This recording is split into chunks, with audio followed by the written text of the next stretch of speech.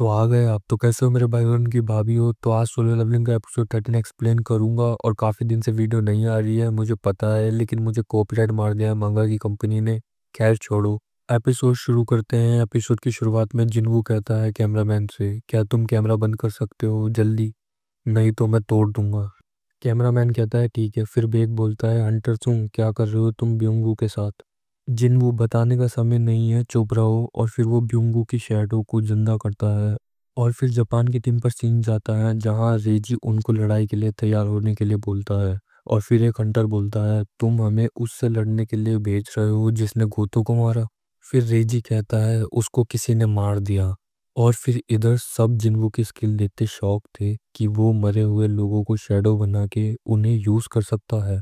और फिर ब्योंगू चा के पास जाता है और जिन्वू कहता है मैंने उसकी आवाज़ सुनी, वो कह रहा था मेरी पावर यूज़ करो। और फिर ब्योंगू चा को हील करता है। और फिर जिन्वू कहता है मैं देख सकता हूँ ब्योंगू जब जिंदा होगा तो कैसा होगा, मैंने उसको ऑर्डर भी नहीं दिया और वो खुद हील कर रहा है। और फिर सब समझ जाते हैं कि उसने कैमरा क्यों बंद कराया। चोई कहता है जितनी देर लड़ाई होगी ये उतना ताकतवर होगा। फिर बेक जिन्वू से कहता है कि ब्योंगू की पावर आगे फ्यूचर में काम आएगी, पर ब्योंगू को लड़ना नहीं पसंद तो उसकी शैडो को यूज मत करना। जिन्वू कहता है मुझे रेड गेट की याद आ गई जब तुमने मेरे कंधे पे ऐसे ही हाथ रखा था, लेकिन इस बार तुम ऑर्डर नहीं रिक्वेस्ट कर रहे हो। मुझे अच्छा लगा। मैं खुद उसकी शैडो को रिलीज कर रहा था, जिससे जिन्वू उसकी शैडो को रिलीज कर देता है और फिर ब्योंगू की शैडो डिसअपेयर होने लगती है। और फिर वो बेक की तरफ मुस्कुराता है जिससे बेक भी इमोशनल हो जाता है। ये सीन काफी अच्छा था सच में। फिर जापान के चेयरमैन पे सीन जाता है। वो सोच रहा होता है ये बंदा आइलैंड पे कैसे आ गया, ये तो रेड लिस्ट में था ही नहीं। रेजी कहता है वो अचानक से आ गया। चेयरमैन रोते हुए कहता है हमने 7 एस रैंक हंटर खो दिए। और फिर रेजी पूछता है हम प्लान 9 एक्टिवेट करें कि नहीं, क्योंकि अगर और हंटर मारे गए तो हम अपने देश के गेट नहीं संभाल सकेंगे। चेयरमैन कहता है वापस आ जाओ। एंट किंग को मारने के बाद बाकी बची हुई एंट इधर से उधर उड़ने लगती हैं और सारे हंटर उन्हें मारने लगते हैं, क्योंकि उनका कोई लीडर नहीं होता तो वो कहीं भी जा सकती हैं।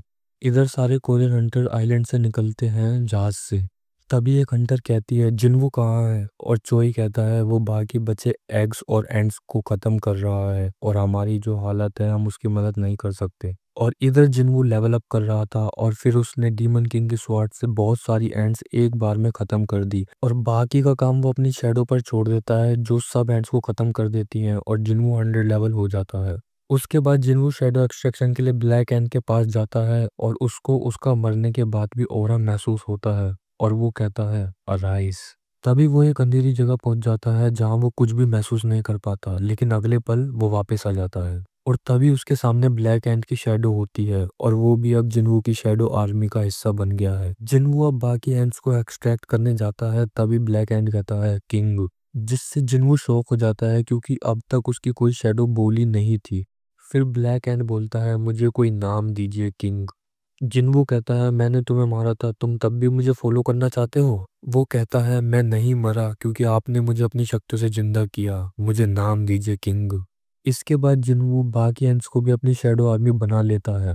इधर काफी सारी एंड्स उड़ के सिटी में आ जाती हैं जिन्हें काफी सारे हंटर्स रोकने की कोशिश करते हैं। मिंग सुंग तो डर के मारे बाथरूम में छुप जाता है और बाकी सारे हंटर्स उन्हें मारते हैं। जिन्वू देखता है ये एंड्स तो बहुत सारी हैं। बीरू कहता है ये 4000 है और बिना लीडर के हर जगह जा रही हैं। जिन्वू बीरू से कहता है तुम इन्हें मार सकते हो? बीरू कहता है बिल्कुल, आप ऑर्डर दीजिए बस। और तभी बीरू उड़ के जाता है और सारी एंड्स को मारने लगता है। इधर एक एंड मिस्टर सोंग को मारने वाली थी, तभी बीरू उसके टुकड़े कर देता है।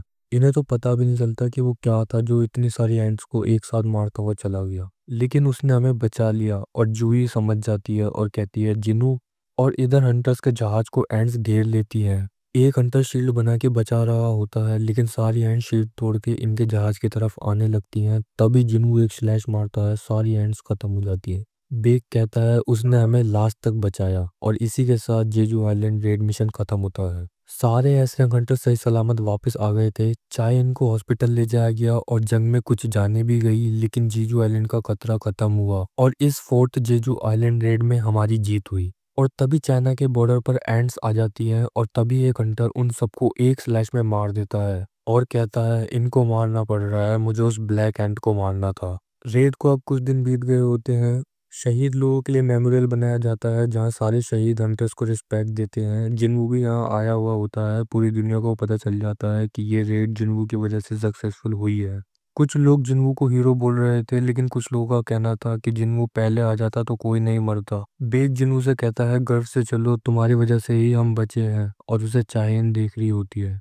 और उसके बाद चेयरमैन उसका शुक्रिया अदा करते हैं और जिन्वू कहता है, अगर मैं पहले उनके साथ गया होता तो आज ब्यूंगू जिंदा होता। चेयरमैन कहते हैं, पर तुम्हारी वजह से बाकी एसरिंग हंटर और हमारा देश सही सलामत है और इसके लिए हम तुम्हें इनाम देंगे। और इसके बाद चेयरमैन उससे कहते हैं, तुमने आगे का क्या सोचा है, क्योंकि अब पूरी दुनिया ने तुम्हारी पावर देख ली है, अब सब तुम्हें अपने गिल्ड में लेना चाहेंगे। जिन्वू कहता है, मैं अपना खुद का गिल्ड बनाऊंगा। वापिस हम जेजू आइलैंड का सीन देखते हैं जहाँ कुछ हंटर सर्विलेंस करने आते हैं आफ्टरमैथ का। तभी गुफा से एक आदमी निकलता है जो कि एक अलग लैंग्वेज बोलता है जो हंटर्स को समझ नहीं आती। तभी एक नीले रंग का हाथ चुटकी बजाता है और सारे हंटर्स बेहोश हो जाते हैं।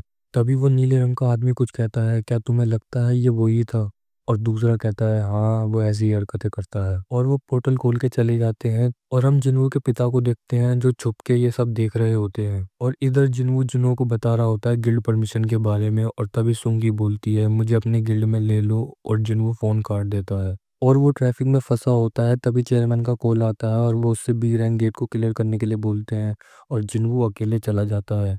तभी वो गेट रेड हो जाता है। जिन्वू कहता है, मॉम को बता के आना चाहिए था, थोड़ा लेट हो जाऊंगा। और वो कहता है, खैर मैं ये जल्दी ख़त्म कर दूंगा। और फिर वो अपनी सारी आर्मी समन करता है और उन्हें अटैक करने का ऑर्डर देता है। और इधर चाहे इन कहती है, वो अभी काफ़ी वीक है, मुझे उसके साथ खड़े होने के लिए स्ट्रांग बनना होगा। और उसके बाद हमें सारे लोग दिखाए जाते हैं क्योंकि ये लास्ट एपिसोड है। आखिर में हम जिन्वू की सारी आर्मी देखते हैं और जिन्वू वरा के साथ कहता है, अगला शिकार कहाँ है। और इसी के साथ सोलो लेवलिंग का सीज़न 2 खत्म होता है। तो आप लोगों को मेरा समझाने का तरीका कैसा लगा कमेंट्स में बताओ। और ऐसे टॉप 5 एनिमे जो आपने कभी नहीं देखे उसके लिए ये वाली वीडियो चेक करो। और मैं मिलता हूँ आपसे नेक्स्ट वीडियो में। Bye bye guys.